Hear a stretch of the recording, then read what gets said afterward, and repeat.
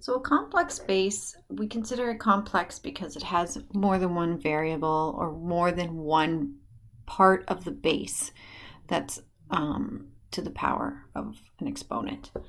So in this case, we have xy to the power of n, and we can see here that the law is saying that each piece of the base is then to the power of n. We're going to prove that. So first of all, let's recall that xy means that we have x times y.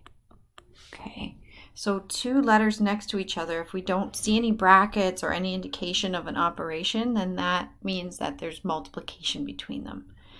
All right, let's do a specific example. So imagine we have xy cubed, okay? So now we know that that means x times y is in the brackets, and all of that is cubed. Okay, cubed is telling us to the power of 3, which means we have 3 of these bases. So the base is the entire bracket, x times y, and we see that 3 times. Brackets are very useful, but when we have multiplication, it doesn't really matter what order we multiply things in. So if we do 2 times 3, we get 6, and if we get 3 times 2, we also get 6. Okay, so it doesn't matter what order we multiply things in, so we don't really need the brackets to keep things together because we can move them around. So now we look and we say, okay, well, we have 1, 2, 3 of the same base x being multiplied together, and 3 of the base y being multiplied together. And we know that exponents are a notation to tell us how many times that base is being multiplied by itself. So we can say that we have x to the power of 3 and y to the power of 3.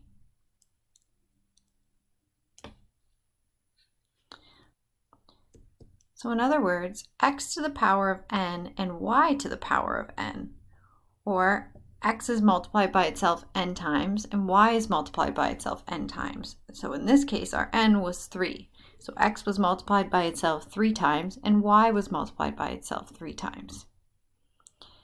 So we're collecting the x's and we're collecting the y's. So our first example, we'll do a squared b to the power of 3. Okay, so our complex base is a squared b. Okay, so we have 2 a's and 1 b. And this exponent is telling us that we have that 3 times, or times itself 3 times. Oops, got 3 on the brain. B, and that would show up again. Okay, but we know that we don't really need the brackets, so we'll have a squared times b times a squared times b times a squared times b. Now we can also break these a's down, and that's like a times b times a times a times b, and then again. Now this is not an efficient use of time. Okay, this is why we come up with exponent laws, because we don't want to have to do this over and over again. Right, but this is just showing you why and how these laws come into play. So here are all my a's. I'm just going to highlight them. How many do I have altogether? 2, 4, 6. Okay, so 2, 4, 6. That's a to the power of 6 then. And how many b's do I have? 1, 2, 3. B to the power of 3. So let's go back up to the top and talk about that. Okay, so that means that this base and its exponent tripled, and this base tripled. Okay, and this is the power of the power rule that we saw before with a simple base. Okay, so we would, before, if we had b squared to the power of 3, that would just be b to the power of 6. Okay, it's the same thing here, except we're applying the exponent to each base inside the bracket. All right, now let's try something else. Why don't we add something into here? What if it was 2a squared b? What if we put a coefficient, and that's the number in front of our variables in, okay? So it would be the same situation. We'd have 2a squared b, and we'd have that 3 times.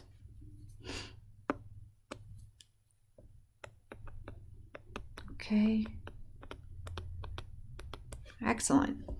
So how many 2's are being multiplied here? Well, 1, 2, 3. So 2 cubed. And then we have 2, 4, 6 A's. And we have 1, 2, 3 B's. So that's how we would do this. Or we can look at it as we have 2 to the power of 3, and then a squared to the power of 3, and then we do power of a power, and then b to the power of 3. So we have to look at our complex bases as being like 3 separate bases, 2, a, and b. Okay. Let's do one more example with a negative. Let's try something a little different here. What if we did negative 2xy to the power of 4? Okay, squared. Let's use our law. Okay, so first of all, we want to identify the bases. So we've got 2 as a base. We've got x as a base. And we have y as a base. Okay, those are 3 separate bases. So right now, my negative 2, there's only one of them, okay? So now we're saying that should double. So I'm going to have negative 2 squared because of this exponent. X, there's only one of them, but they should double. So now I'm going to have x squared. Y, I have 4 of them, but that should double. Recall that we can write this out to see it a little better. Okay, so we could have 2xy to the power of 4 times negative 2xy to the power of 4. And we can write this out, 2 times x times y, and there's 4 of them, times negative 2 times x times y, and there's 4 of them. Okay, and then we say to ourselves, how many y's do I have? 4, 8. We see that reflected here. How many x's do I have? 1, 2. We see that reflected here. How many negative 2's do I have? 1, 2. We see that reflected here.